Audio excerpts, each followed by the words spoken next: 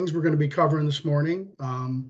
TWC, we're rolling out evidence-based grant making and the payment outcome structure we're going to cover. And the building construction trades is going to be the pilot for those initiatives. So I look forward to working with y'all on it. If y'all have some questions throughout, as those of you I've worked with before, I'm always available. And certainly anything we cover this morning, this is a group orientation, so certainly we want to wait, cover questions, but then, anything we will certainly engage one-on-one to cover anything that you might have questions about. Brad, this is Angie. You have your team screen over the orientation. Thank you. I'm sorry, Angie. Not a problem at all. Just wanted to let you know. Thank you. I apologize, y'all. I have so many screens open and I'm still learning Teams, as I'm sure some of us are. So I think I'm good now. So I am going to go ahead and go through the slide deck, start the presentation. Okay, so these are going to be our learning objectives for today. As I said, we are doing the evidence-based granting or grant making. Y'all, as you applied, you had to answer those questions for the evidence-based. And then we're going to cover in depth as well the outcomes related payment structure. We always want to tell you to avoid potential situations of fraud and conflicts of interest. If you ever think you're in a situation where that might arise, certainly, it's a case-by-case situation. So let me know. I'm always available. We can discuss stuff like that.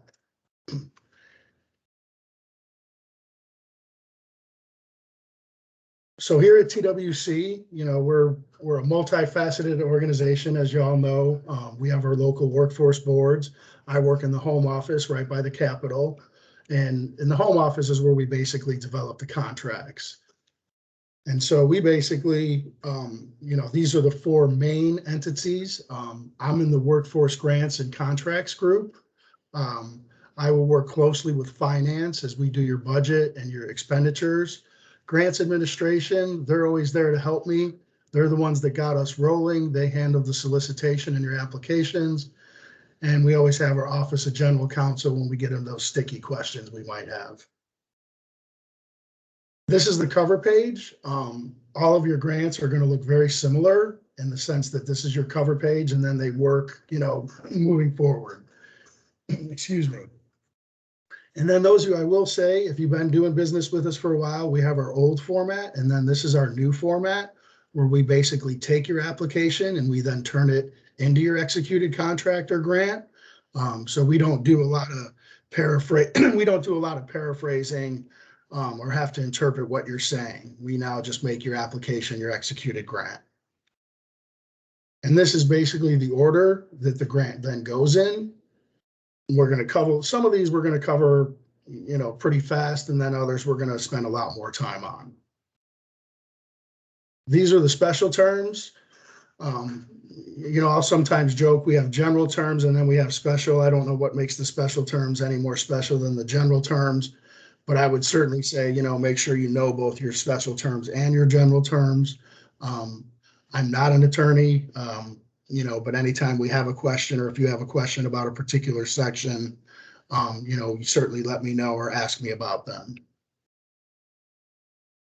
Times we'll say too, in our special terms and general terms and conditions, we work under the uniform guidance. This isn't where we're going to throw you any curveballs or sneak anything in there. Financial requirements. A lot of times you'll have a grant manager and then you'll have a fiscal agent that handles the expenditures, which is fine. I normally like to have one point of contact. I will often work with the fiscal agent as well. But your financial requirements, this is such things as like your bond liability, how many, how often you can draw down. You're going to have a monthly report due the 20th of every month, and then you're going to have a final report. And, we have stuff, as you see in section 2 here, we have stuff like the obligation and de-obligation of funds. That's stuff that's important, but we hope to never get in that realm. If you feel like we might be getting in that realm, certainly keep in touch with me about it. This is our certification. This is also in your grant. I would again say, these are our standard for the state of Texas. You know, this is where you're going to cover such things as your conflicts of interest, you know, standard things such as no lobbying in the workplace. And again, like the others, if you ever have a question, please let me know. I mentioned this, your bonding requirements. Every grant holder, you know, when you grant with the TWC, I always use round numbers. And if you get like $1 million grant, you're going to have a bond liability to cover that $1 million. You also, you know, I always joke, you know, if you get the grant and it's awarded, you can't withdraw the $1 million on the first day of the grant. But your bonding requirements, we sometimes will have new grantees that are, you know, are not as clear on bonding requirements. So this is another thing, you know, if you ever have questions, you know, let me know. And I just realized, and Angie and I talked about this, I do want to go ahead and we have, this year we have Skill Point, Del Mar, Lone Star College, Texas Southmost, and then North Central Texas. Those are the five of you this year. And I sent it out in one of the emails. But, you know, I've often found in the past, I've managed the building construction trades, you know, sometimes, you know, we'll have seasoned veterans and then we'll have newbies, and the seasoned veterans can sometimes help out the newbies. And then the newbies sometimes are bringing new and innovative programs, you know, to the table as well. So, you know, if and when we want to have another meeting or we have a conference call amongst the grantees, we're always welcome to do that.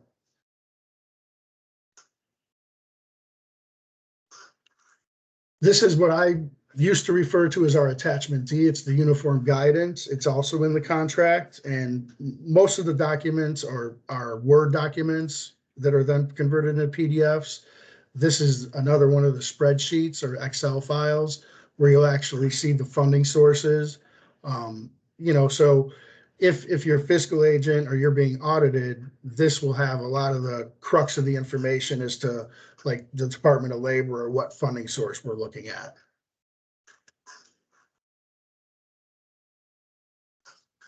This is a key slide here. And again, if you're new to the program, you know, just keep this in mind. But for those of you who have done building construction trades, we are going with Opportunity Youth this year.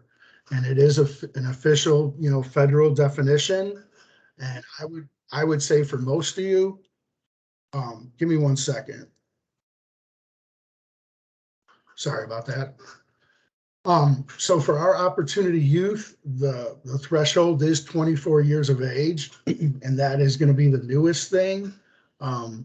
Also, I would say keep in mind on the bottom end of that, we do allow 16-year-olds, but some of your programs are going to have age requirements or OSHA requirements that you're going to have to meet. So be aware of those.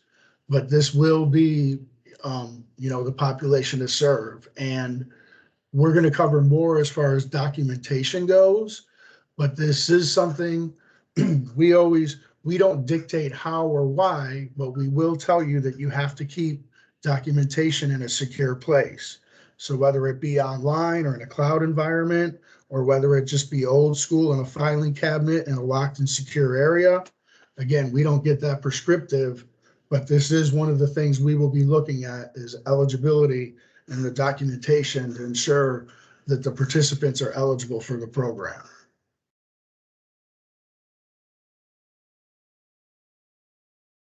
I would say also, again, this isn't new to building construction trades, but this is a crucial element of the program. We're always looking for career pathways and target occupations. We want to make participants, put them in a better place, not in stagnant jobs. So you had to work with your board and get sign off on that the occupations that you were working in were target occupations in the areas that you're providing this program. These are the grant requirements. On a slide this busy, I'm not going to go over them one by one. I would say that two of the key things to take from this slide, we'll be talking much more about them, is you have the 18-month mark, and then you have a 60-day mark and a 120-day mark. I'm going to talk much more about those. But again, if you've done building construction trades in the past, our grants have been in the past normally a year long, and we would allow extensions. This program, for this evidence-based and outcome-based program, These grants are going to be 2 years long, 24 months, and all participants will have to be trained within 18 months of the program. So, you don't have to take frantic notes now, but, like Sean, I know, we've been doing this for a while. Donna, I see you're on the call. That will be something will be, as a paradigm shift for us. We've extended the length of the grant, but everything's got to be done in that 18 months. On the 60 days and the 120 days, I always use examples. Johnny and Susie are my participants. When Johnny and Susie finish my program, they then have to get their credential within 60 days. So that 60-day mark is going to be important. And then the 120 days, that's when they're going to have to, we want them employed within 120 days. And that, 120 days, that's 4 months from when they finish the program. So again, evidence-based grant making, we want to see successful programs. We would hope that Johnny and Susie are able to get a job in their field within 4 months of graduating. These are the reporting requirements. We're going to look in depth, or we're going to go over the reporting tool after the PowerPoint here. And again, for those, if you haven't done it with us before, we've always had quarterly performance reports. We are going to be doing them monthly for this program. And we understand, we've talked about this internally. Some of your cohorts, they'll be longer than 4 weeks. They'll go into 9 weeks. So they're even, longer than 2 months long. So we understand on a monthly basis, some of your data might not change much, but because of this new pilot program, we want to ensure that we're aware of changes. So we want to do it monthly for this first year, or they're going to now be 2 years. I'm just used to saying a year-long program. So for this first pilot 2 years, we are going to have monthly performance reports. And then, so I've mentioned the 18 months and then the 60 days and the 120 days, and we're going to talk much more about them. I'm going to use my cursor now. I haven't been moving my cursor around as much, but at 12 months and 22 months are when we're going to look at that 18-month number. And if that's confusing now, we have some great examples we're going to be coming up on. So hopefully it'll become very clear as we go through this.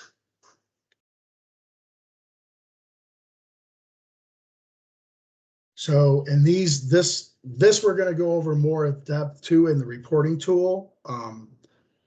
For me, it's a shift, and I like the shift. We have now our quarterly performance, or our performance tool. It used to be a Word document, and there's no right or wrong answer, but we have both quantitative and qualitative information that you provide. So we have narrative and hard numbers, and we're now going to be we're making it easier basically to provide the numbers. So we've switched to Excel. Some of your narrative answers, they might become too long for the Excel fields.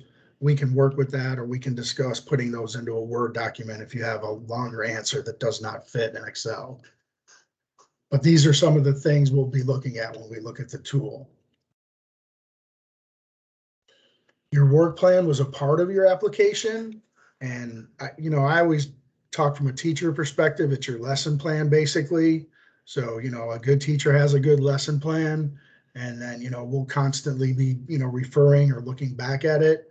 If you're finding that your lesson plan or your work plan, if you're diverging from it, that's just something you're going to want to keep in touch with me about, whether it be due to COVID or credential changing, but just keep me apprised if your work plan, diverges from the initial one. This is a slide we just included just as a refresher or reminder for the evidence-based grant making. These were the different tiers, or the tiers that we had, 1 through 5, 1 being the highest or the most evidence, 5 being a new program. And now we're going to look a little more at those grant dates that we've talked about. And I always work on a calendar year, so that's why you're seeing these. Oh, I'm sorry. I was habitually going to say I work on a calendar year, but we actually put these hard dates to work with the contract, with the start dates that we have. So all of us this year started on August 30th, and that's good for me, Brad, because I will sometimes have grants that don't start on the same start date. So all of y'all started on August 30th. Because we started it on the 30th to get it into the fiscal year 21, the end date is going to be August 31st. So that's a little bit of a misnomer. It's a year and a day, basically. But that 1 year performance review, the first one, the big one, is going to happen in August 31st of 2022. Now, that's certainly not to say, you're going to have monthly reports up until then. So we're going to be looking at those monthly reports as well. But the first payment will be based on the 1 year performance review. As I said earlier, the 18-month is the training end date. So, I always say too, and Angie and I have talked about this is the orientation, and, we're going to be into this contract and we're going to have questions that come up. So we're certainly going to cover those questions as they come up. But it's good just to, as you start this off now, to always keep that in mind, that training end date is 18 months. And just a quick example of that is we normally would have, or we used to have, enrollments that we would try to capture at the start. Like if you had a grant that ended December 31st, we would want to get those winter enrollments, even if the cohort didn't end. And then you had 60 days to try to capture as much as you could for us. That is no longer going to be the case. At 18 months, it's going to end. And then that next one there, the 22 months, that's the 4 months thereafter you have to capture all of the performance on your participants. And then the 24 months is when they will all end. So they're all going to be 2 years long.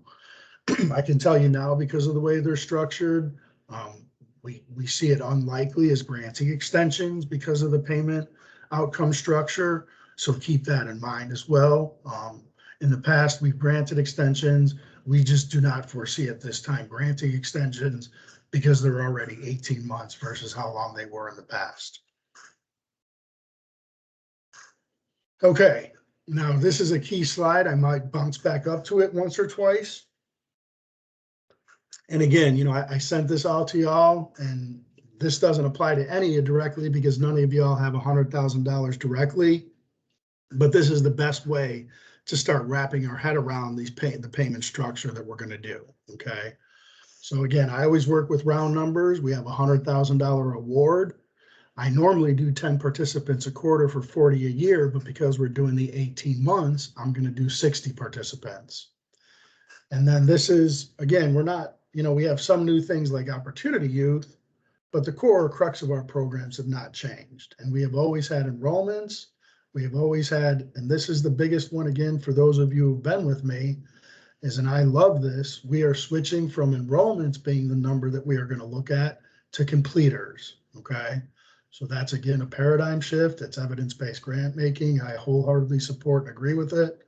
So we will no longer be looking at those enrollments and then having problems where we have a lot of enrollments where the kids aren't in the right class and then they drop out in 2 weeks. So now we're going to be looking at the incompleters. The 54 IBCs are our industry-based credentials. And we also, quickly on that, we have credentials, certificates, and certifications. We at TWC, we're well aware of the differences. We will sometimes use them interchangeably, but we are very cognizant that they will sometimes be different things, okay? So in most cases, we're going to talk about it as a certification. In our program, these are my projections. So I'm going to enroll 60. I'm going to have 54 complete. All of them are going to get their credential or their certification. And then I'm saying I'm going to get 48 in employment related to training within that 4-month period or within that 120 days. I always have simple budgets. I have a $50,000 to pay my teacher, $40,000 to buy number 2 pencils, and $10,000 to do admin costs. We have a 10% admin cap. This has come up in the past. I want to reiterate, your 10% admin cap is in your budget. It also carries over to your expenditures, meaning we had some situations during COVID, and we understand, but they were spending admin costs, but weren't able to spend the program costs. So their expenditures ended up taking them over. And that cap does carry over, so we need to keep that in mind. So using this example, we're going to have 85,000, 85K is going to be the initial release. And then we're going to have 15K that's held back, and it's going to be split into $5,000 increments. Okay. So now going forward, we're going to talk about these payments and how they're going to be released to y'all. And again, I will say for those of you that are into numbers, this is our pilot. And this first year we did the 8555. Depending on how this year goes, that those slashes or those numbers might change depending on the success or, you know, where this pilot program ends up.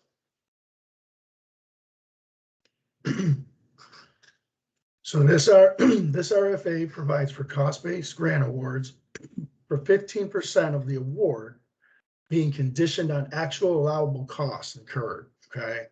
And that these are the three main metrics that were in my other slide, okay? We're no longer looking at enrollments. We're going to look at the completers. We're going to look at the certifications received, and we're going to look at the completers then who are in employment related to training. I must have a redundant slide. I apologize, but we covered this pretty well. Our key dates are the ones we went over earlier. Here they are again. I guess on this slide, it is worth saying, and this is the case with all of our grants, that when the program ends, the end date, August 31st of 23, you then still are able to spend admin costs for up to 60 days as you close out the program. Okay, so now on that slide we looked at, okay, the example slide, now we're going to look at our two key release states of the funds or the payment structure. Okay, so here we're in this column at 12 months, and then we're at 22 months. And these are the projections we had from our example slide, okay? So program completion by April 1st of 2023. So we had said that our grant doesn't end until August. That's the 24 months. But here's when our completions have to be finished. Okay. So, and again, we have went over this internally. If you're already, you know, your eyes are spinning, I will be happy to talk to you offline about this. And again, this is 12 months out, so we can be prepared for it. But, you know, bear with us as we go through this, or bear with me as I go through it. So at the first release at 12 months, we talked internally, and I see oftentimes, you know, a lot of programs have ramp up time. You have to outreach, you have to, you know, advertise the program. So if I use quarters, I will sometimes have 10 per quarter, but I won't meet on my quarter one those 10 participants due to wrap up time. So for our example, we said at our 18-month production of our 54, we have 27 of those done. So I had said I was going to do 54 completers total as my projection. At 12 months of the program, which is a little over halfway, I've done half of them. So I'm going to get half of the money of that 5,000. I'm going to get 25,000 of that $5,000 increment. Okay. On that same first release at 12 months, of those 27 that have completed, if 18 have already passed the test, and I always work in analogies, and the best one I came up, simple one for this, was advanced placement tests in high school. Sure, I took the advanced placement test in high school, and that's great, I passed. But if I think the scores were 1 through 5, and if I got a 4 or 5, it got me college credit.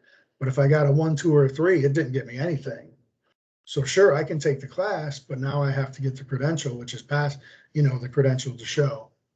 So by the second one of the attainment, if 18 of the 54, that's 33%. In addition to that 2,500 for the completers, you're going to get the 1,667 for the credentials as well.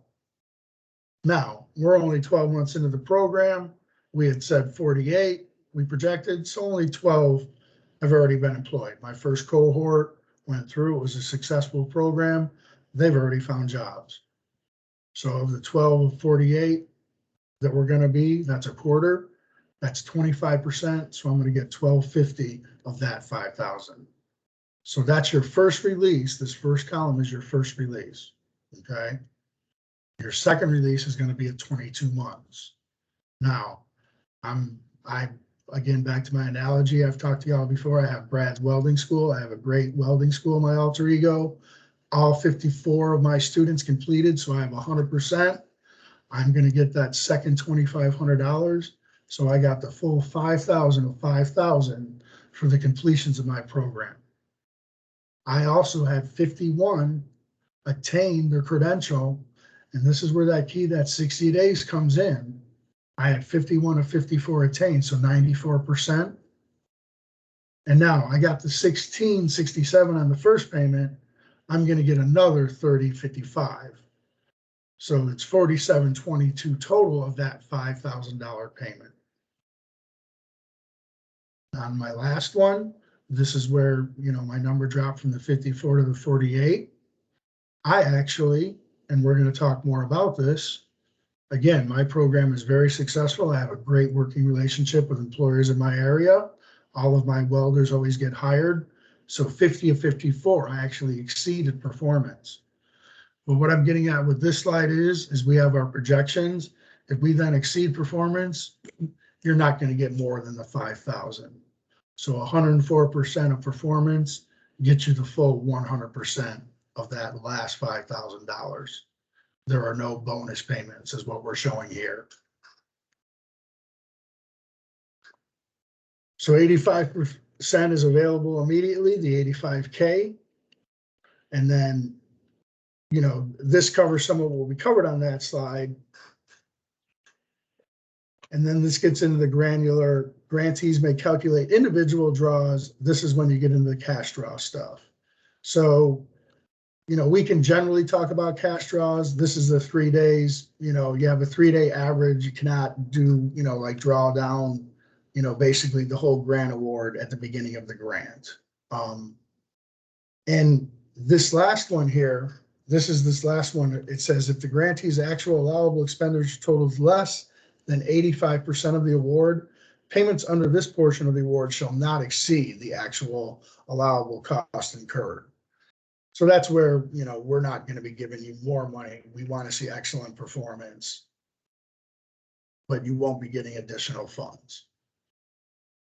Okay, let's talk a little bit more about that first metric, the completers. Okay, it's 5% of the award, and it's related to them completing their training. Okay, so as we said, it's no longer enrollments, it's the completers, and then it's the 12 and 22 months in that slide that we're going to look at.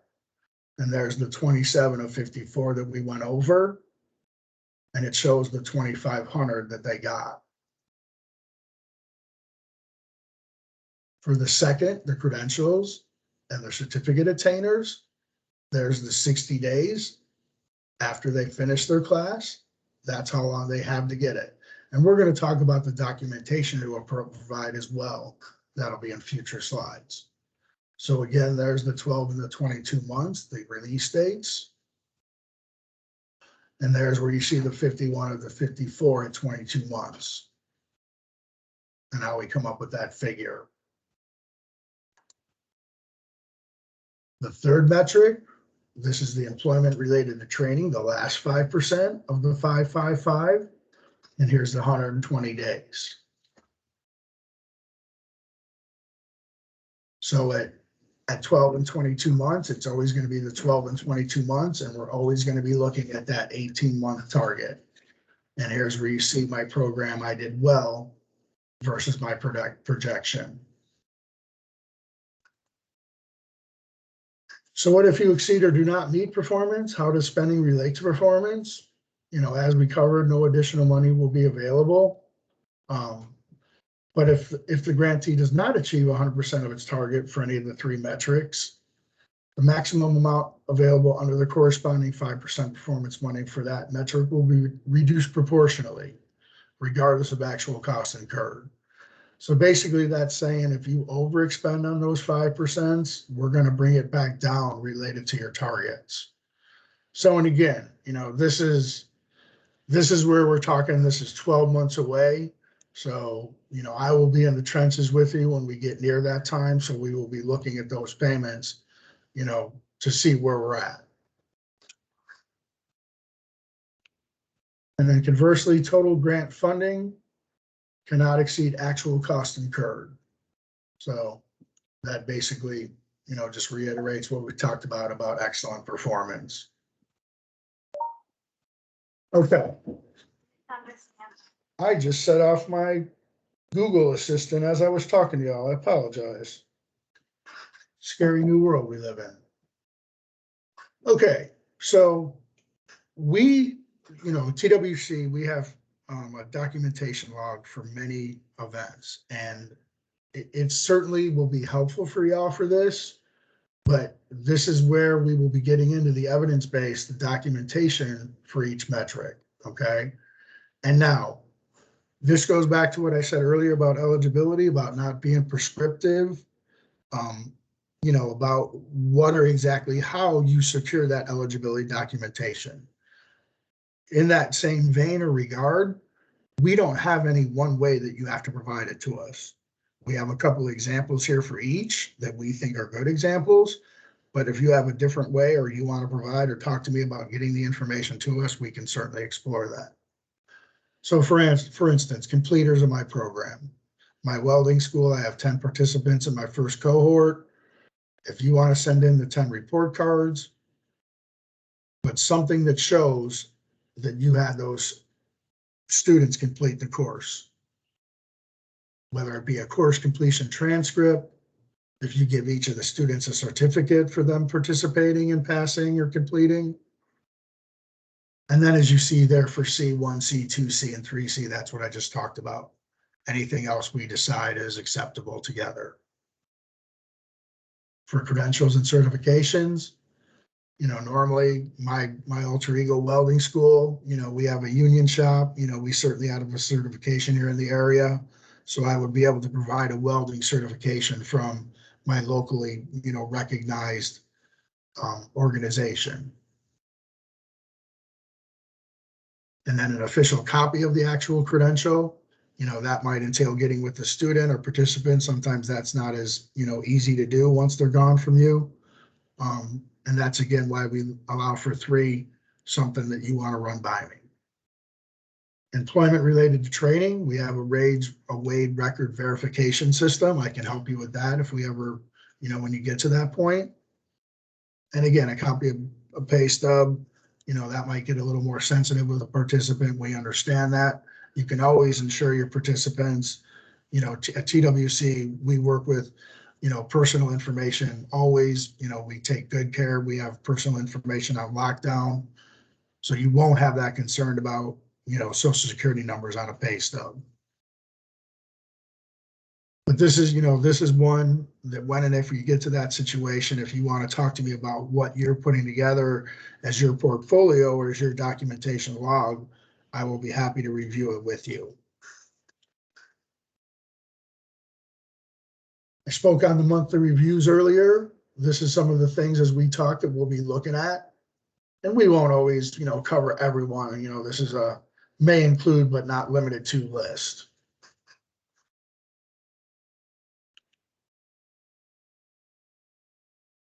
And then, so because, I've talked about these are going to be 2 years this year. So we will be doing a 1-year review, which is like the quarterly report, or again, I'm used to saying quarterly. This one we're going with monthly. So at the end of the 12 months, we're going to do an annual review. And then at the end of the program, we're going to do another review. So like a year 1 and a year 2 review. All right, we're not going to spend as much time on this because again, this is a group setting and all of your expenditures will be different. And I am always readily available. So we're going to, glide through these. And then when you get into actually, that salary of those pencils, when you have to actually do something like that, I'll be fully available. And this also is where on that one team slide earlier, we have a whole Cder team that is available to help. Angie knows I pride myself on trying to be able to answer questions, but whenever you hear me say that's a good question and I can't answer it, I'll bring in the finance or the Cder people when we need to. And again, for those of you who've been with us before, this is for the newbies. Like most systems, we have administrative rights. You'll have full user rights, someone who can actually make adjustments. And then you might have someone on staff who just wants to look at and see what's going on, but cannot actually manipulate the numbers. So I can help you with identifying who those people might be as well. This is a, like in-depth access or in-depth slide about access to Cder. I believe all those names that I said are seasoned veterans with TWC, but if any of y'all needs to get into Cder, we certainly can go through that. This is again, when and what to report in Cder. So I always, on my example, well, I don't have to again use my calendar year example. So for August 30th, I touched base on this in the email. You had 2 days in August. So if you have a September 20th report, we can talk about if you have expenditures that you want to report on September 20th.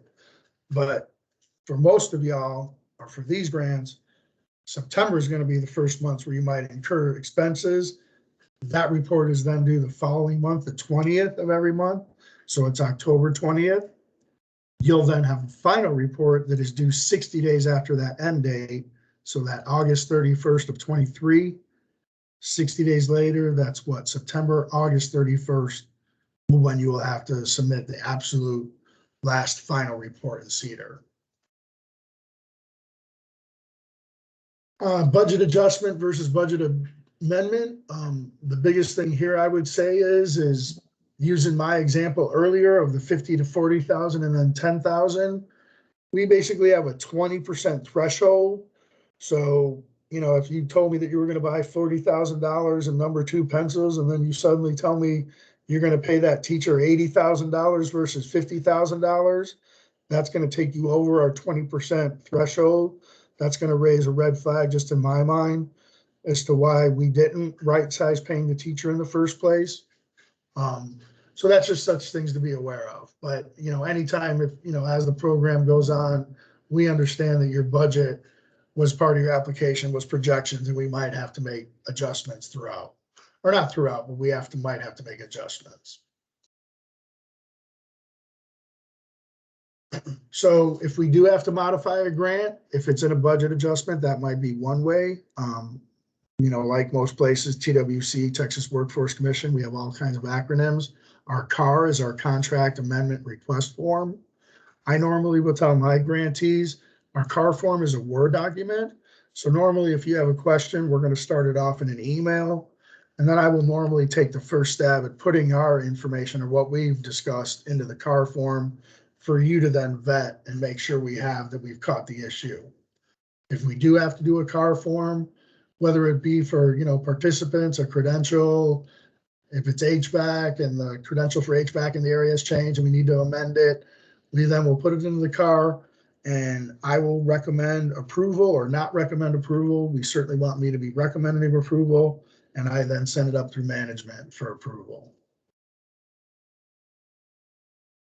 This is just more on the CAR explanation. We certainly want it to be informative and concise, but when and if we get to that situation, if we need a CAR, we will work through it together.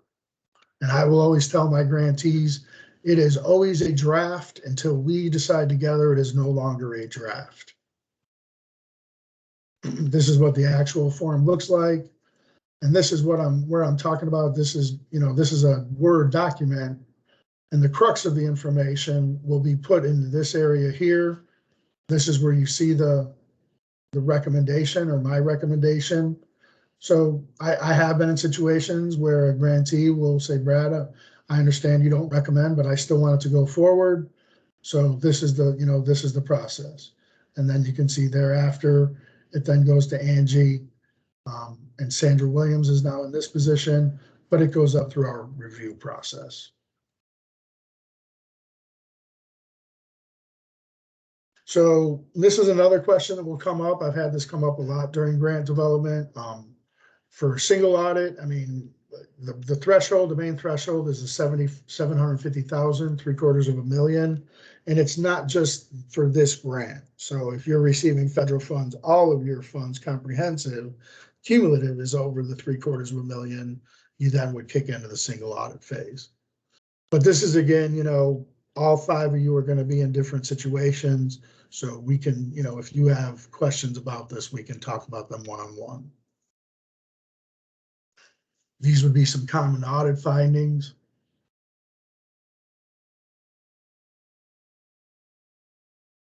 And then 2 months down or 2 years down the line, we're going to get to a closeout phase.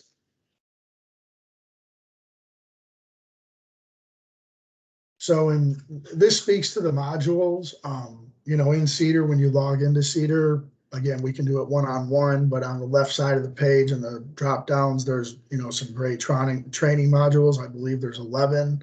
Our Cder department, and I think it's certainly right, but if you have questions, our Cder department will ask you to take those modules or take the training before you have your questions, because a lot of the times your questions will be answered in those modules. I always have great tips for you all, so we're not going to limit it to these on this PowerPoint slide. But, you know, obviously, again, read and understand your special terms and your general terms. Your Cder financial requirements, you know, that's where you actually are drawing down the money. Where you're in a situation, or through Cder, you expend the money and then you request the money back, basically.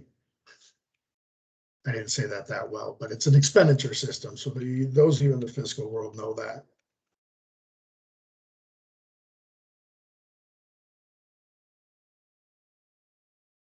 As I said earlier, like, you know, uniform guidance, you know, we use standard accounting practices. You know, I rarely have a grantee say, Brad, you threw me a curveball and I did not see that coming. You know, so if you have any general questions about, you know, general grant management or accounting practices, certainly I can help with those.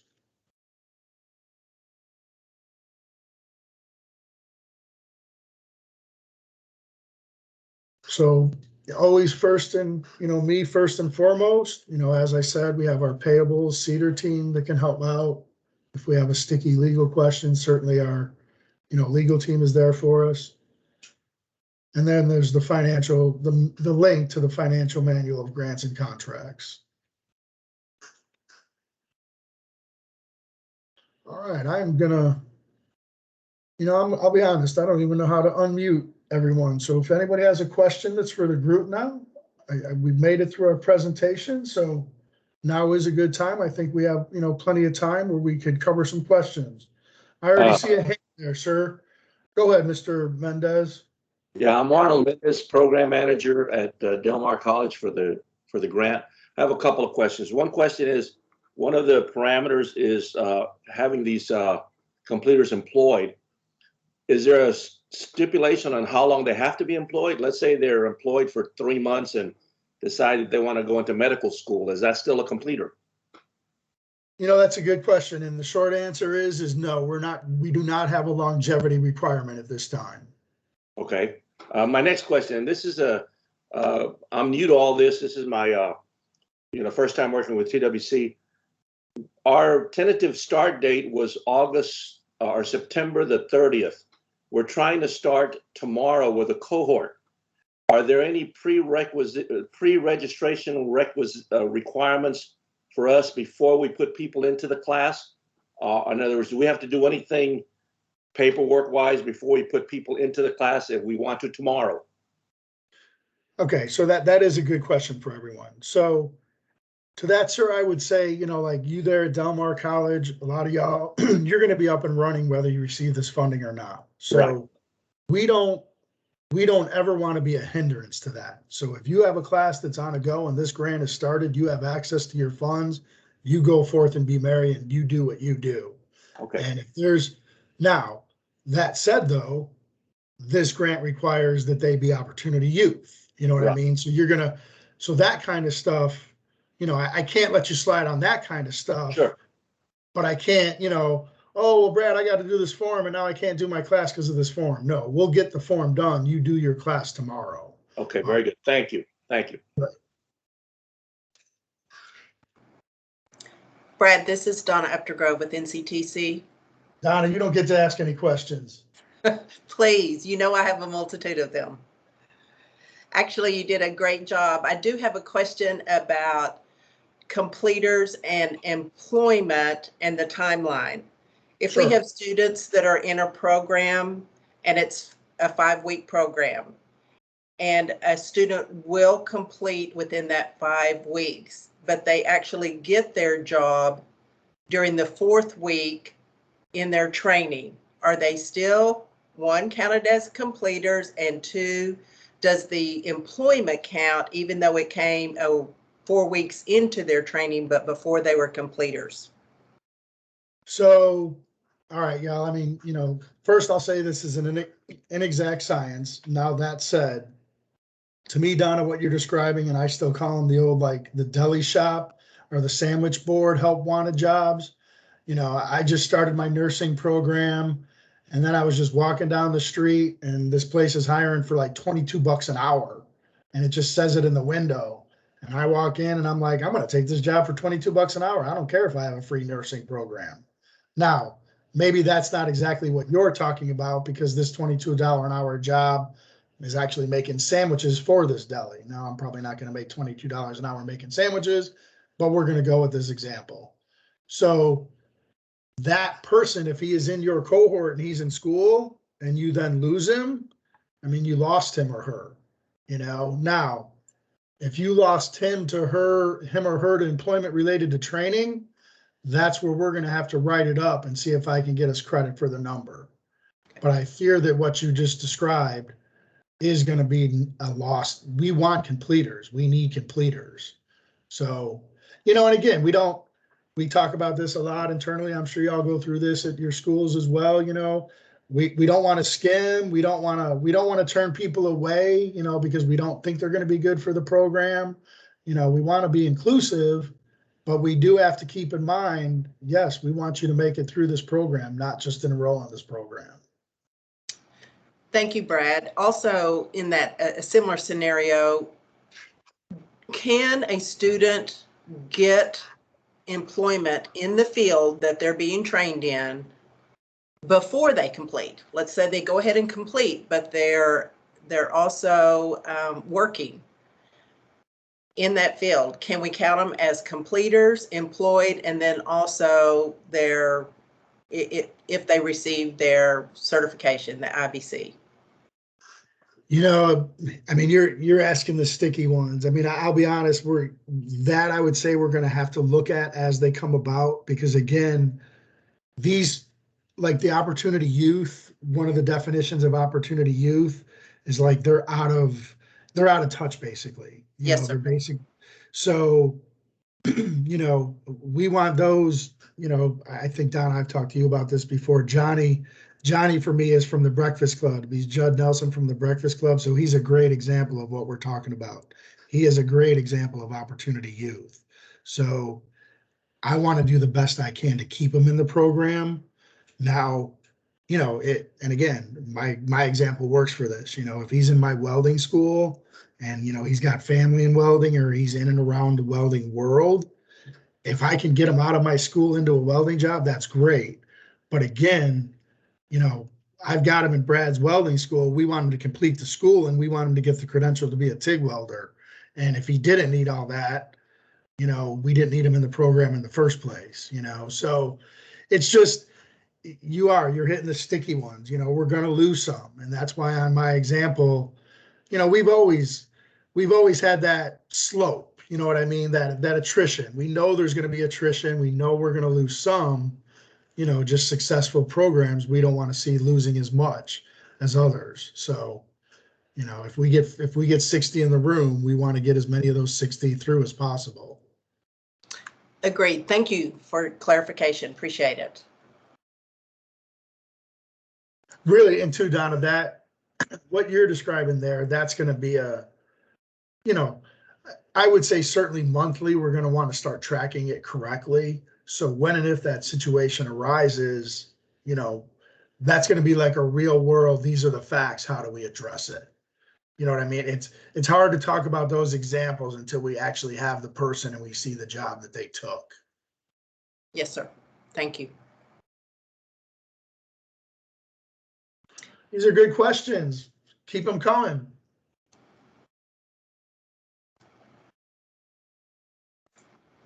Hey, Sean Chitty from Skill Point Alliance. You're on that same list as Donna, Sean, so be careful. Okay. Well, I was wondering, so service ends at the 18-month mark. Does a student have to be complete at the 18-month mark or in progress at the 18-month mark? I believe Ben is on the call, and Ben, you correct me if I'm wrong, but that Sean, I believe he has to be done. Johnny and Susie have to be done with the class at 18 months. So like, you know, like if it's month 18 and the class is about to start and it's going to bleed over, that will not fit with this program. Okay. Thank you.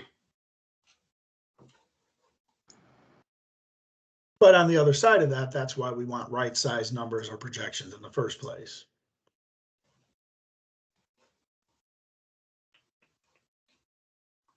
All right. Well, I had scheduled an hour and a half just in case. And you know, Brad, again, oh no, go ahead. I'm sorry.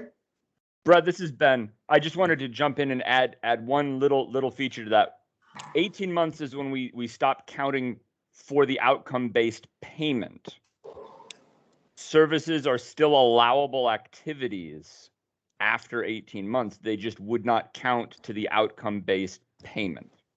Okay. So if you had a student that completed on 18 months and 5 days, you would be able to say, under this grant, I served this student and they completed the class, but you would not get, they would not count towards your served target for completers.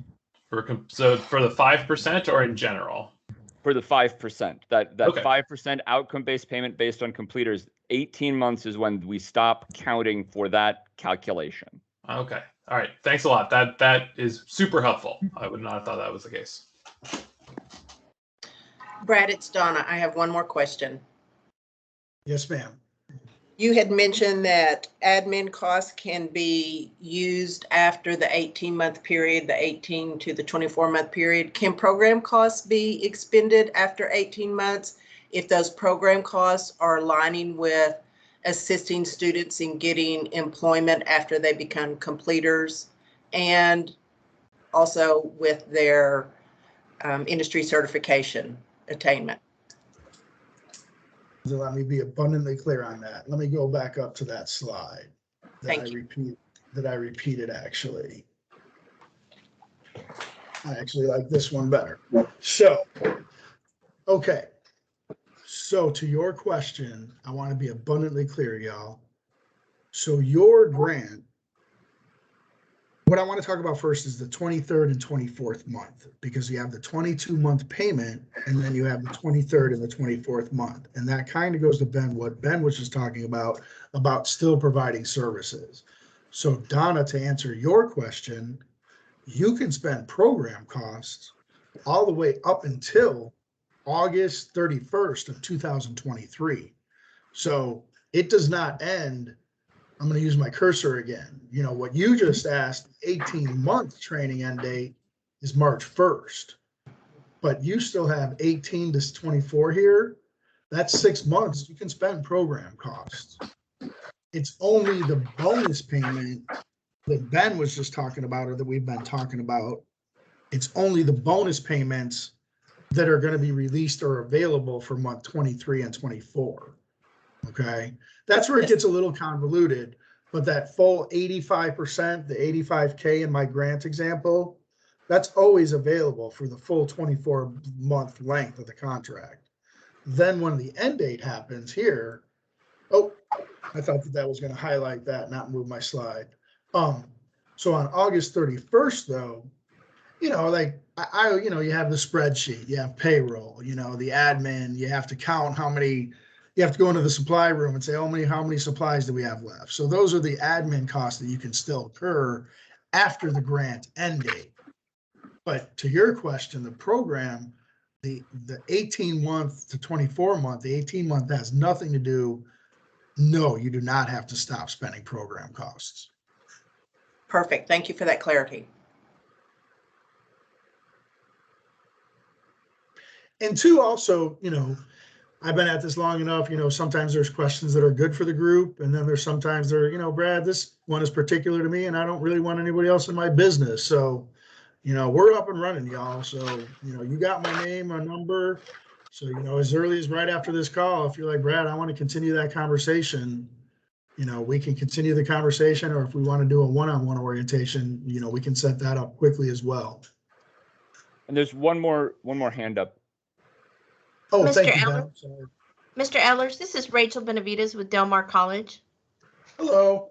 Hi, I sent you some questions. I think maybe we can just, I'm sure you can just answer them for me real quick. Sure. My experience with TWC has been with the adult basic education grants. So this is a Okay. little new to me and different.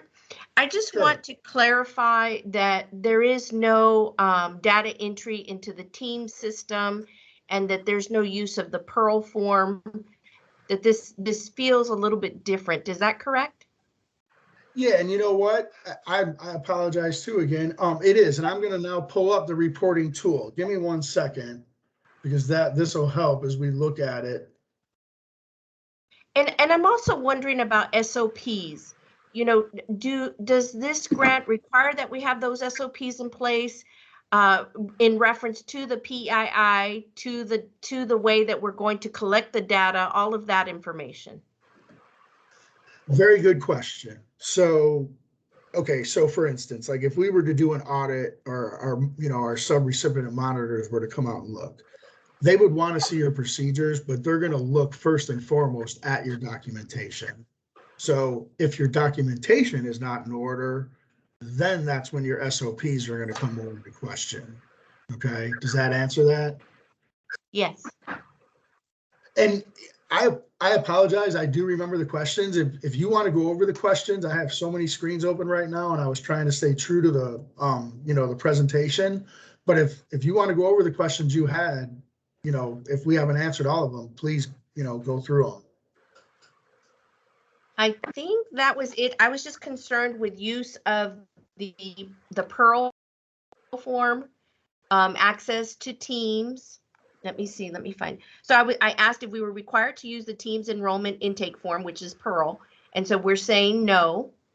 And then I asked if data entry into Teams was necessary, but it feels like this report that you have on the screen is what we're actually going to be using to do our monthly reporting. And then Yes. I asked if there were other forms necessary, such as the FERPA, the ITech plan, or anything like that. No. Well, we can do a FERPA form if you find you're in an issue like with one of your students, or it comes up, but no, it's not required that you submit a FERPA form for us. We're normally what comes into question is TWC covered by FERPA? And we have to remind schools or other agencies that we are covered by it because we're an educational institution as well. But no, you won't have to provide that to us. Excellent. That does answer my questions. I think the only thing left up in the air is kind of the SOPs, and it sounds like that's individualized per institution and just as far as we want to have it, right?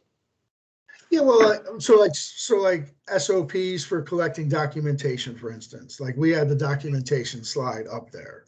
So, the SOP for us is you have to provide the documentation, that they complete it. But as far as us being prescriptive and, you have to do a report card, you have to turn the report card in every Friday. We don't get that prescriptive in our SOPs. Other than Sounds say, good. yeah. Okay. Thank And, you so much for your time. Brad, I wanted to make one clarification though, in that I was hearing a couple of things too, and I just also want to get it straight too, is there's no data entry into Teams. This is not an AEL, like you said, an AEL funded grant. So, but the reporting requirements are still going to be, and he'll go over this monthly reporting form right here for us to get our data metrics. But because this is WIOA funding, the WIOA Pearl spreadsheet will also be required quarterly.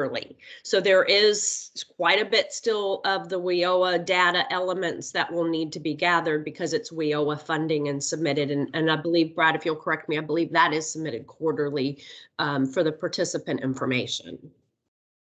Yeah, and you know what? I apologize, Angie and Rachel. so many acronyms, so many different things. So yes, I still call it the WIOA reporting tool, Rachel. So it is referred to now as the Pearl, so I apologize, but that's that questionnaire and then the spreadsheet. Is that what you're referring to? Yes, we had our Pearl form, and it had all the demographic questions on it. I think it was up to maybe between 50 and 70 questions about just the student data.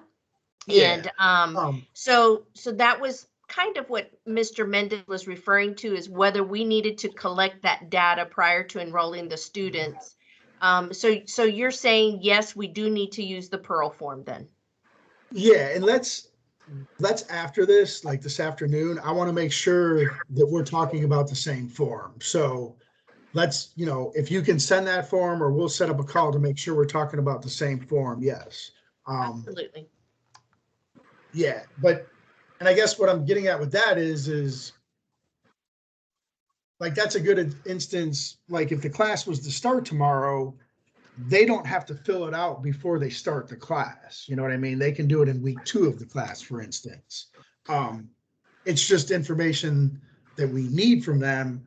And no, we don't prescribe that they have to fill it out before they sit in the class to take the class. But let's definitely make sure we're talking about the same one. But yeah, no, let's go ahead. And I was starting to wrap up. We did so good with the PowerPoint, but let's go ahead and take a quick look at the tool here.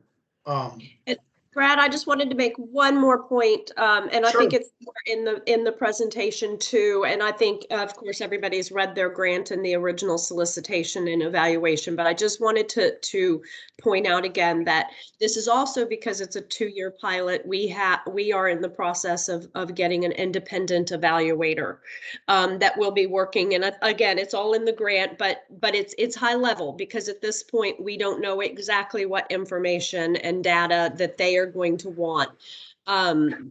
So there may be some additional requirements, but we know that this grant has to get off the ground and running. And so we're moving forward. We're hoping to have that independent evaluator on in contract by within about a month or so. And then we are planning on having another kickoff meeting with all of you and the independent evaluator to discuss how that communication, what additional information, they're going to want to do to evaluate your individual programs. But on top of that, the entire project of all 5 of y'all at the same time too. So we can kind of see how this evidence-based is going to be rolled out, or what we can do to improve it in the future years. And from there, Brad, I promise I won't interrupt anymore. I just wanted to remind everybody that there will be additional person and evaluators on this project in the future too, hopefully very soon. All right, so on the reporting tool itself, we have the descriptive tabs, and then the crux of the information is on tabs 4 and 5. So here's the program description, program requirements, and these are taken from the solicitation and the application.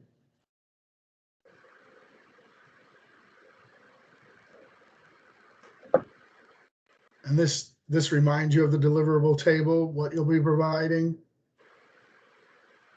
But here, let's go through this now. So this is who you are up here at the top. But then these are the numbers that we've been talking about. And now this is month 1. So, we have month going across. So this is where you'll start to enter the numbers. And this is where the targets would go as well. For my example, I had the 60.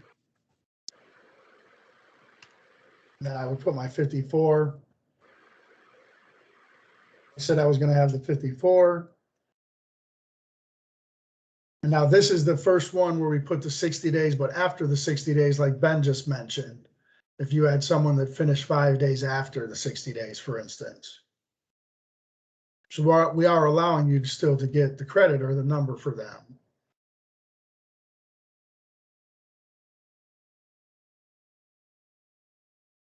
And put a number there. I mean, for my target, I'm going to say my target for that is the other 6. So all 60 of mine that are enrolled are going to get their credential. And then for my employment, if you remember, my program went really well. I had said 48. Then my actual here at the end is going to be 50. Now, I don't know that I'm going to do my 50 in the first month. But if I was to do the 50 in the first month, and as you can see with the way we build the spreadsheet, some of the formulas are already built. So because I put the 50 in the first month and the 50 in the month 12, there's my 100 total.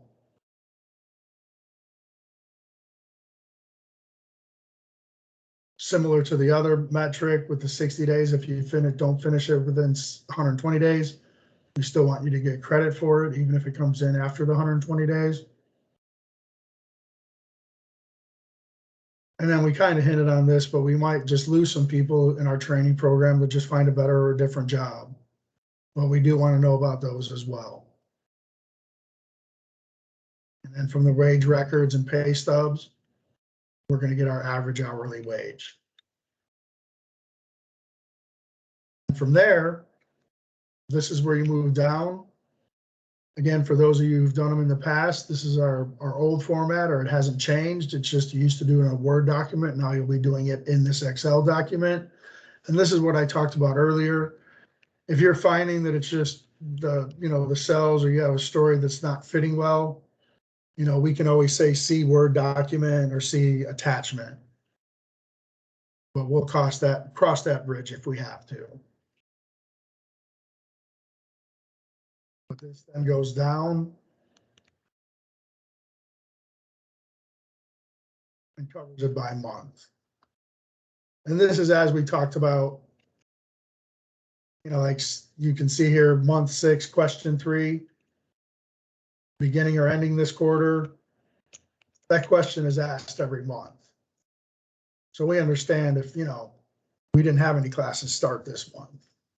We're cognizant of that because we're asking it monthly this year.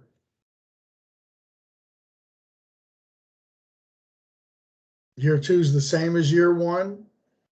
We talked about year 1 and year 2.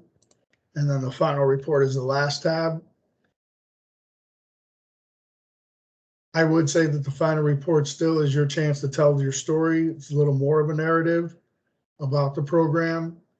Still has numbers, certainly, but the numbers are captured on the year 1 and year 2 tab. So the final report is to tell your story about anything that wasn't captured in the numbers.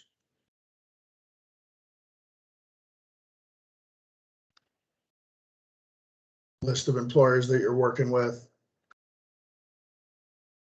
and the narrative questions.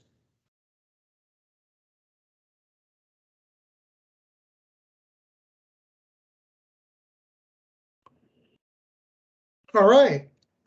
And I think that's pretty much what I got for y'all. We have any other questions now?